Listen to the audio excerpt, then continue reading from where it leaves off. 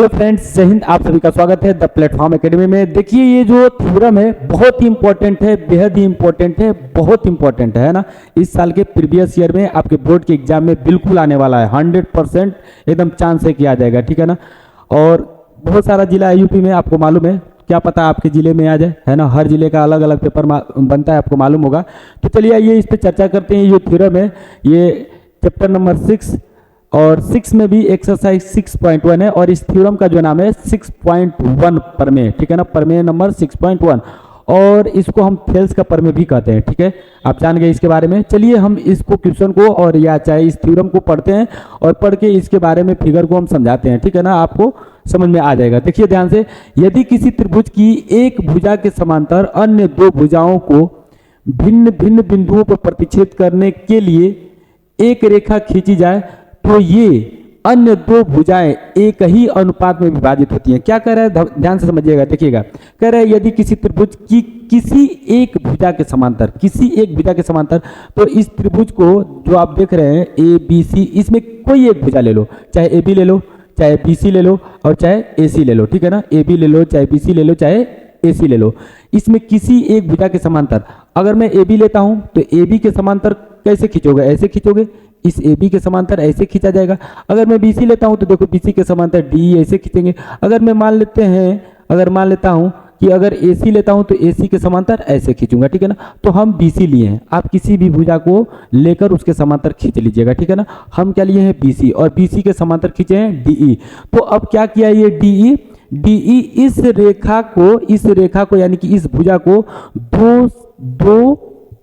दो समान अनुपात में बांट देता है, ठीक है ना। देखिए A D upon D B और A E upon A C, E C, A E upon E सी, ठीक है। तो हम लोग इसमें लिखेंगे, दिया है, क्या दिया है देखिएगा, एक त्रिभुज दिया है, बोल तो रहा है कि एक त्रिभुज, तो एक त्रिभुज दिया है तो हम लिखेंगे माना ऐसे, माना एक त्रिभुज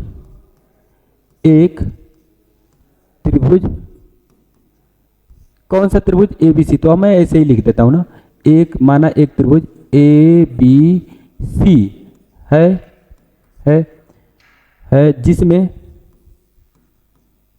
जिसमें बी सी के समांतर जिसमें बी सी के समांतर डीई रेखा है ना जी, डीई रेखा है। जो भुजा ए बी तथा ए सी को क्रमशः डी तथा ई पर प्रतिच्छेद करती है, चाहे करता है चाहे कर रही है, करती है। देखिए ध्यान से समझिएगा मैं क्या लिखा हूं। माना एक त्रिभुज ए बी सी है जिसमें बी सी के समांतर डीई रेखा है, जिसमें बी सी के समांतर डीई रेखा है। जो भुजा ए बी तथा ए सी को क्रमशः डी तथा ई पर प्रतिच्छेद करती है। ये दिया है ना भैया, ये दिया है।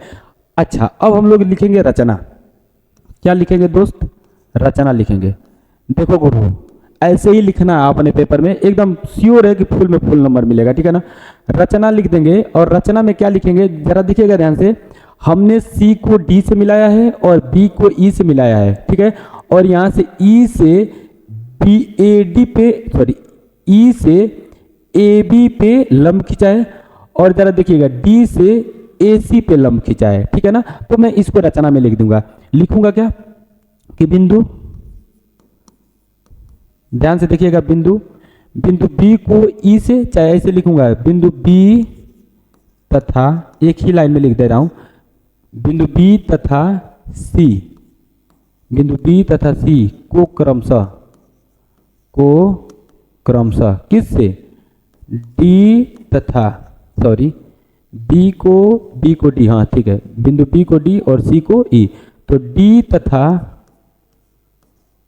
ई से मिलाया, है ना, इसका मिलाप करा दिए। किसका मिलाप करा दिए? बी का और सी का। बी का मिलाप कराए, बी का मिलाप कराए ई से, बी का मिलाप कराए हैं ई से, और सी लिखे ना तो सी का मिलाप कराए हैं डी से,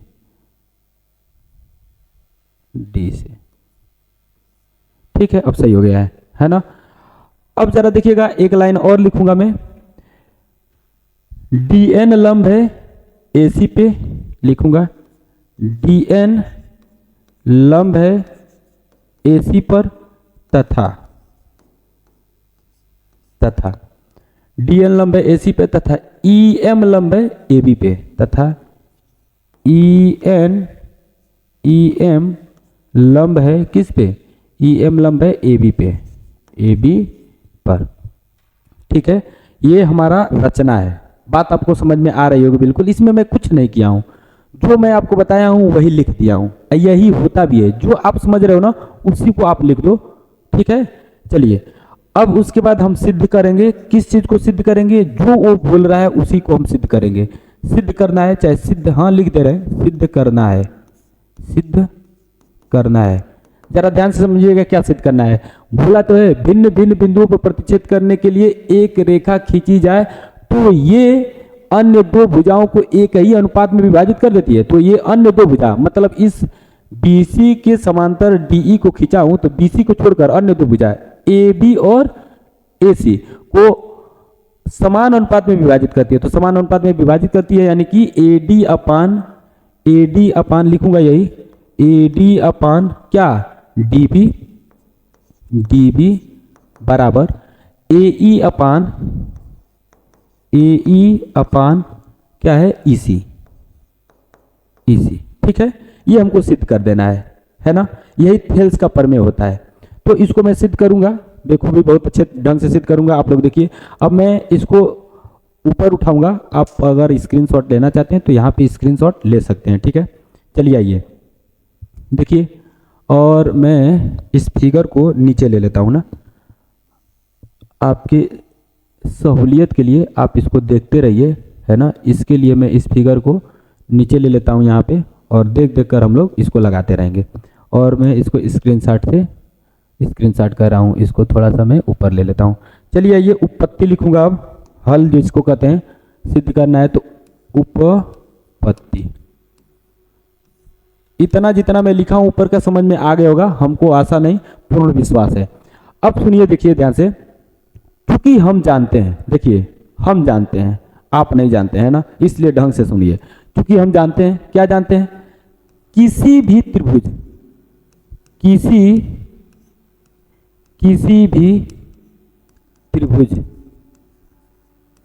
किसी भी त्रिभुज का क्षेत्रफल बराबर क्या होता है? 1/2 गुने आधार गुना लंब होता है। 1/2 गुना आधार गुना लंब, ठीक है ना।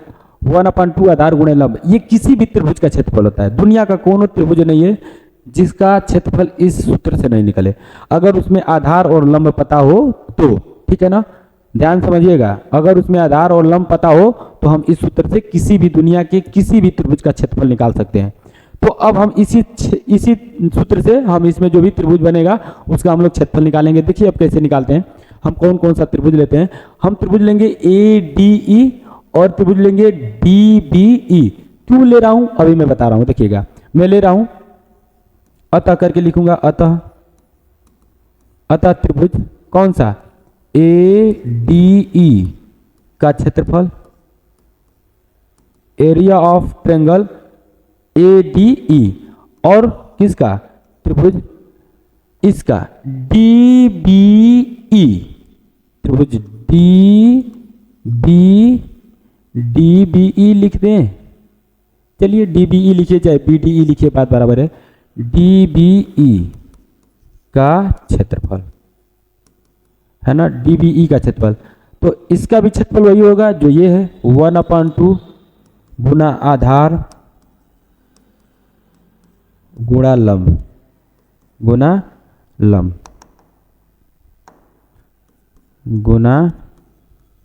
लंब।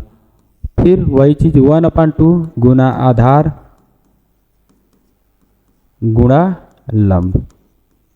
ठीक है, अब समझिएगा ध्यान से, मैं इसी त्रिभुज को फिर से लिखने वाला हूं, तो मैं यहाँ पे कॉपी पेस्ट कर ले रहा हूं, हमारे लिए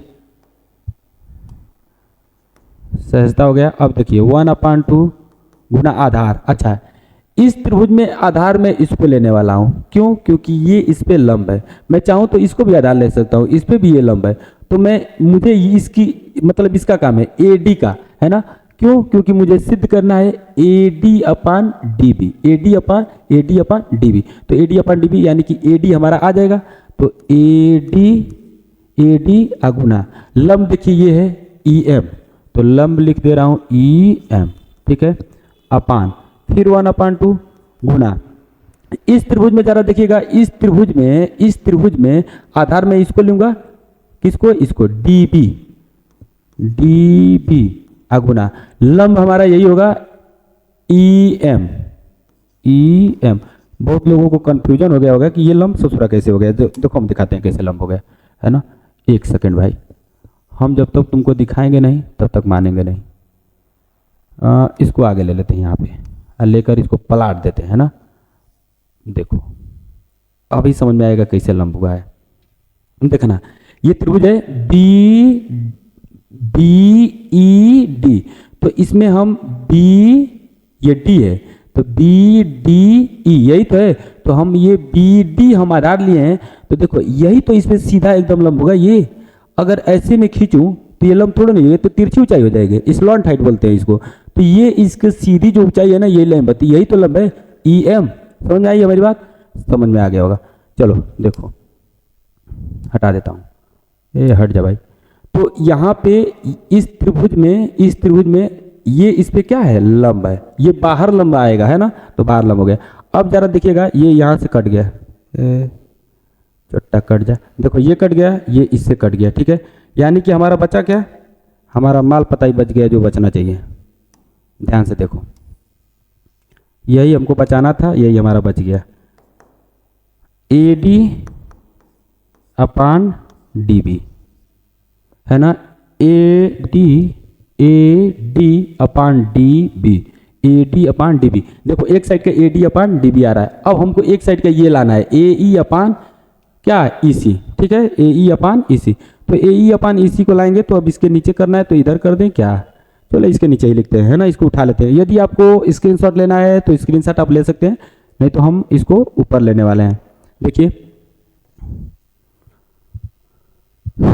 इसकी ज़रूरत हमको बार बार पड़ रही है, इसको उठा के और टांग के नीचे लेते हैं, है ना, यहाँ पे रख ले। चलिए देखिए, ध्यान से समझिएगा, वही प्रोसेस हम लिखेंगे इसी प्रकार।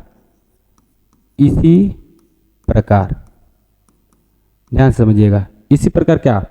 अब मैं फिर से लिखूंगा त्रिभुज ADE, अच्छा AED, तो AED लूंगा ना, तो मुझे ये भुजा लेना है, ये है ना, इस पे ये लंब है, तो मैं फिर से इस त्रिभुज को लूंगा। और जरा देखिएगा, हमको ये भुजा चाहिए EC, तो EC हमको इस त्रिभुज में मिल रहा है, इस त्रिभुज में। इस त्रिभुज का देखिए ये लंब इसके पीछे हो जाएगा, ये है ना। अभी मैं इसको भी पलट के दिखा दूंगा। तो मैं लेने वाला हूं क्या? इसी प्रकार से देखिए, त्रिभुज किसका? ADE का क्षेत्रफल, त्रिभुज ADE का क्षेत्रफल बटे में त्रिभुज किसका? त्रिभुज ECD का क्षेत्रफल, त्रिभुज ECD का क्षेत्रफल। देखिएगा, त्रिभुज ADE का क्षेत्रफल वही बात, 1/2 गुणे आधार अगुना लंब, आधार गुणा लंब चाहे आधार गुणे ऊंचाई, बटे में 1/2 गुना आधार अगुना लंब। ठीक है दोस्त, समझ में आ रहा होगा ना? एकदम बिल्कुल आ रहा होगा। तो अब हम इसको फिर से अपना तो काम करेंगे ही, है ना भाई। देखिए 1/2 आधार गुणे लंब बराबर में, अब ध्यान से समझिएगा, 1/2 गुना आधार, इसमें आधार में ए ई लूंगा, क्या लूंगा, ए ई, तो ए ई। अब आपको समझ में आएगा कि इस त्रिभुज में ए ई आधार लिए हैं तो इसका लंब कौन होगा, ये देखिए, ध्यान से देखिएगा, ये ए ई आधार है तो इस पे ये क्या है, लंब है ना, ये तो समझ में आ रहा होगा, ए डी एन लंब है ना, क्या लंब है, डी एन, डी एन लिख दे रहा हूँ, ठीक है, डी एन, डी एन, ठीक है। अब जरा देखिएगा नीचे 1/2 गुने आधार, आधार देखिएगा, इसमें मैं आधार ये लूंगा ई सी, ई सी अगुना लंब कौन होगा, डी एन, लंब होगा हमारा डी एन। ये नहीं समझ में आया होगा आपको, है ना, नहीं समझ में आएगा तो हम है ना समझाने के लिए, देखिए ना, ध्यान देखिएगा।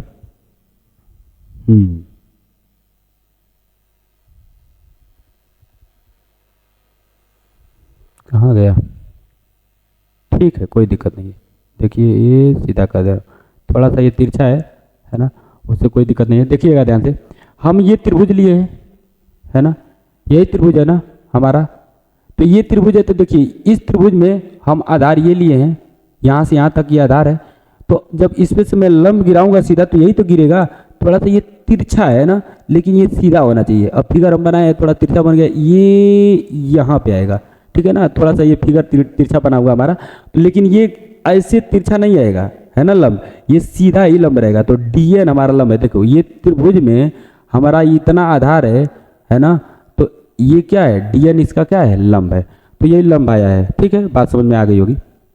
चलिए डी एन लंब हो गया, तो ये इससे हमारा यहाँ पे कैंसिल हो गया, ठीक है, इससे हमारा ये कैंसिल हो गया और इससे कैंसिल हो गया, तो फिर हमारा बचा क्या, जो बचाना है वो बच गया है। चलिए आइए यहाँ पे मैं आपको दिखा दे रहा हूँ, बराबर में ये ए ई अपान ई सी, देखिएगा ध्यान से, ए ई अपान ई सी, ए ई अपान ई सी।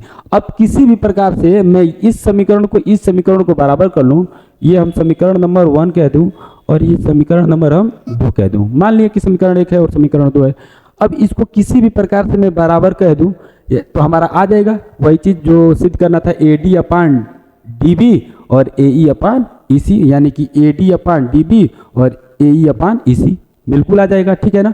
तो इसको हमको बराबर में किसी भी प्रकार से समीकरण 1 और समीकरण 2 को लाना है, तो देखिएगा बराबर में कैसे आएगा, त्रिभुज ए डी ई का क्षेत्रफल और त्रिभुज ए डी ई का क्षेत्रफल एकदम सेम है, त्रिभुज डी बी ई और त्रिभुज ई सी डी, ई है ये, है ना, त्रिभुज ई सी डी का क्षेत्रफल, यानी कि इसको मैं किसी भी प्रकार से एक बना लूँ, एक सेम कर दूँ, तो ये दोनों आपस में क्या हो जाएंगे, बराबर हो जाएगा। अरे ये दोनों सेम रहेंगे, तो जब यही इसके बराबर है और यही हमारा इसके बराबर हो जाएगा तो ऑटोमेटिक ये इसके बराबर हो जाएगा, ठीक है ना, ठीक है। तो अब जरा देखिएगा ये कैसे बराबर होगा, मैं आपको बताता हूँ। इन त्रिभुजों को देखिए कहाँ पे है, डी बी ई, देखिए कहाँ है D B E, D B E ये त्रिभुज है, और इसको जरा देखिएगा तो ये कहाँ है, ई सी डी, ये ई सी डी यहाँ पे, ई सी डी यहाँ पे, तो इन दोनों को देखेंगे ना तो इन दोनों के लिए आधार ये है, देखिए इसी आधार से ये भी त्रिभुज बना है और इसी आधार से ये भी त्रिभुज बना है, यानी कि दोनों के लिए आधार सेम है, और दोनों ये जो आधार सेम है तो ये किस में बना है, दो पैरेलल रेखाओं के बीच में बना है त्रिभुज। तो हम क्लास 9th में पढ़ चुके हैं भैया, क्लास 9th में क्या पढ़े थे, क्लास 9th में यही पढ़े थे कि दो समांतर रेखाओं के बीच में एक ही आधार पे बनाया गया त्रिभुज चाहे जितना हो वो आपस में सब क्या है, मतलब आपस में सबकी क्षेत्रफल क्या है, बराबर है ना। तो मैं इसको लिखूंगा और इसको लिखने के बाद है ना इसको बराबर दिखा दूंगा। चलिए आइए यही नीचे लिखते हैं, ठीक है, तो नीचे यहाँ पे लिखूंगा, क्योंकि हम जानते हैं, देखिए क्योंकि हम जानते हैं, क्योंकि हम जानते हैं कि किसी सीसी लिखा जाएगा, ये तो ससुरा, अरे फिर सीसी, किसी दो समांतर रेखाओं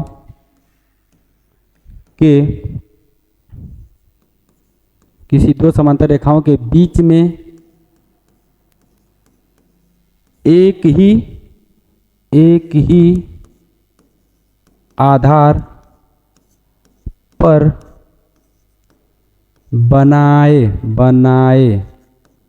बनाए गए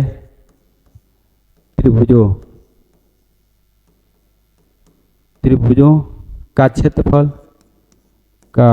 क्षेत्रफल बराबर होता है। अरे होता है का मतलब होता है ना, होता है। अतः जरा देखिएगा, जो ये त्रिभुज था ना, यानी कि मैं आपको फिर से एक बार दिखा दूं, और इस त्रिभुज को ना हो तो हम खींच के नीचे लेते आए, है ना। ये मोटा फुला रहा है, देख रहे हो, यहाँ पे लाएंगे तो हमको दिखेगा, और मैं आप लोगों को दिखाऊंगा भी, ध्यान से देखिएगा आप। अब ये दो समांतर रेखाएं हैं। देखिए मैं एक बार आपको उदाहरण के तौर पे पेश करता हूं, आपको समझ में आ जाएगा। दो ये समांतर रेखाएं हैं, ठीक है, दो समांतर रेखाएं, और मैं इसको आधार मान ले रहा हूं। देखिएगा ध्यान से, किसको आधार मान लिया, इतना मैं यहां से इतना मैं इसको आधार मान लिया हूं। इस आधार से ये त्रिभुज बना है। अब देखिए इसी आधार से एगो और त्रिभुज बना दिए, ठीक है ना। इतना ही आधार से एगो और त्रिभुज बना है, और इतना ही आधार से एगो और त्रिभुज बना दिए। ये थोड़ा सा सट गया है, समझ जाए। अब इतना ही आधार से एगो और त्रिभुज बना दिया यहाँ से यहाँ। इन सब त्रिभुज जितना बना रहा हूं, सबका क्षेत्रफल क्या हो रहा है, आपस में बराबर होगा, ठीक है ना, सबका बराबर होगा। इसी प्रकार देखिए ये दो समांतर रेखाएं हैं, तो ये आधार है, इस आधार से देखिए ये त्रिभुज है, और इसी आधार से ये भी त्रिभुज है। तो इन दोनों त्रिभुजों का क्षेत्रफल आपस में क्या होगा, बराबर होगा। तो मैं लिखता हूं BDE त्रिभुज BDE का क्षेत्रफल बराबर त्रिभुज CED का क्षेत्रफल, त्रिभुज CED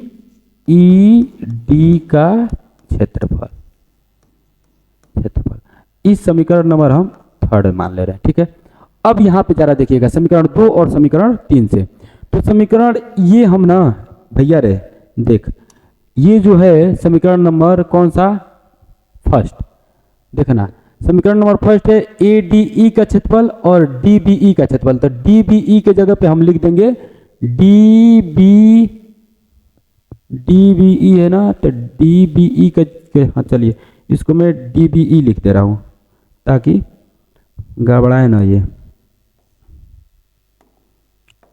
DBE देखिए DBE कहाँ गया, अरे रे कहाँ समीकरण फर्स्ट है, अच्छा यहाँ पे DBE का क्षेत्रफल बराबर त्रिभुज CED का क्षेत्रफल। देखिए CDE है ना, तो CED ही लिखते हैं इसको, है ना, अरे रे चलो ECD है, ECD ये E है भैया, है ना, थोड़ा सा माफ कीजिएगा, ध्यान नहीं दिया हूँ। ECD का क्षेत्रफल, ये दोनों बराबर है, यहाँ से बराबर में आ जाएगा, है ना, है तो वो भी सही, लेकिन क्या करें आप लोगों को भाई, अभी लगोगे आप वो लोग दिक्कत झेलने, कहोगे कि गुरुजी फलाना ढिकाना चिमकेना आप कर रहे हैं। DBE का क्षेत्रफल, चलिए देखिए अब लिखता हूँ, त्रिभुज ऐसे जैसे था वैसे ही समीकरण 1 में रखने पर समीकरण 3 का मान समीकरण 1 में रखने पर, तो रख देंगे 1 में। तो समीकरण 1 क्या था, समीकरण 1 था त्रिभुज ADE का क्षेत्रफल, लिखते हैं उसी को, त्रिभुज ADE का क्षेत्रफल, E का क्षेत्रफल बटे में त्रिभुज, देखिए BDE का क्षेत्रफल, BDE तो DBE का क्षेत्रफल लिखे हैं, तो DBE के जगह पे मैं ECD लिख सकता हूँ, ECD का क्षेत्रफल, है ना। समीकरण 1 में देख लीजिएगा आप, हम समीकरण 1 में DBE लिखे हैं, और DBE किसके बराबर है, ECD, तो ECD लिख सकता हूँ DBE के जगह पे। और हमारा जो बचा था वो बचा था AD अपान DB, बी, ठीक है, A D upon D B. अब जरा इसको जब मिलाएंगे ना तो ये समीकरण ये तीन दो से मिलने लगेगा। देखिए ए डी ई का क्षेत्रफल, त्रिभुज ए डी ई का क्षेत्रफल और त्रिभुज ई सी डी का क्षेत्रफल, त्रिभुज ई सी डी का क्षेत्रफल मिलने लगा ना। तब इसका वैल्यू इसके जगह पे मैं इतना रख सकता हूँ, है ना। तो इसी के जगह पे इतना रख दूंगा। इसको थोड़ा सा मैं ऊपर उठा लेता हूँ, लिखूंगा क्या, देखिएगा लिखूंगा ना यहाँ पे ए ई अपान ई सी बराबर A D upon D B. ये मैं कहाँ से लिख दिया हूँ, ये मैं लिख दिया हूँ समीकरण 2 से, ठीक है, ये मैं समीकरण 2 से लिख दिया हूँ। अब मैं इसी को या करके लिख दूंगा ऐसे, या देखिए इसको मैं पहले लिख दे रहा हूं क्योंकि सिद्ध करने में मैं इसको पहले लिखा हूं A D upon D B अब बराबर ए ई अपान ई सी। इसको मैं बाद में लिखा था, एकदम ऐसे ही समीकरण मतलब सिद्ध करने में लिखा था। तो ये हमारा प्रूफ हो गया भैया। इसको हम कहते हैं थेल्स का प्रमेय, हेंस प्रूव्ड। इस प्रकार सिद्ध हुआ, हेंस प्रूव्ड का मतलब इस प्रकार सिद्ध हुआ। तो आप लोगों को समझ में आया होगा और बहुत ही अच्छा है ये थ्योरम और हर साल पेपर में पूछता है, इसीलिए लिखा गया है कि ये क्वेश्चन लीक हो गया है, ठीक है ना। तो इसको आप बिल्कुल ध्यान से देख कर जाइएगा और आप लोगों को मैं स्क्रीनशॉट इसको दे रहा हूं, है ना। चलिए आइए स्क्रीनशॉट इसका लीजिए, देखिए शुरू से लास्ट तक आप स्क्रीनशॉट इसका ले सकते हैं। अब मैं आपको स्क्रीनशॉट दिखा दे रहा हूं। और भैया यदि आपको ये वीडियो अच्छा लगा होगा तो ठोक के दबा के लाइक शेयर कीजिएगा, ठीक है ना। और अपने दोस्तों में इसको और सहेलियों में सहेलों में भेज दीजिएगा। जैसे कोरोना फैला था वैसे ही इसको वीडियो को फैला दीजिएगा। यहाँ तक आप उत्पत्ति में यहाँ तक आप लिख सकते हैं, स्क्रीनशॉट ले सकते हैं। उसके बाद में उत्पत्ति के बाद मैं आपको फिर से स्क्रीनशॉट यहाँ से यहाँ तक दे दिए। अब यहाँ से जो कटा हुआ है यहाँ से ले लीजिए, है ना। लेते रहिए स्क्रीनशॉट आप लोग धकाधक और देख लीजिए। अब यहाँ से यहाँ तक स्क्रीनशॉट ले लीजिए और थोड़ा सा एक बार और दिखाऊंगा तो आपका पूरा आ जाएगा। बस स्क्रीनशॉट लेकर इसको फिर से पढ़ जाइएगा और बिल्कुल ये एकदम आपके बोर्ड के पेपर में आ जाएगा, देख लीजिएगा। और फिर आकर कमेंट बॉक्स में कमेंट कीजिएगा, कमेंट बॉक्स खुला रहेगा, ठीक है ना। चलिए नेक्स्ट वीडियो में मिलते हैं, तब तक के लिए जय हिंद, धन्यवाद। मुस्कुराते रहिए, हंसते रहिए। जय हिंद दोस्तों।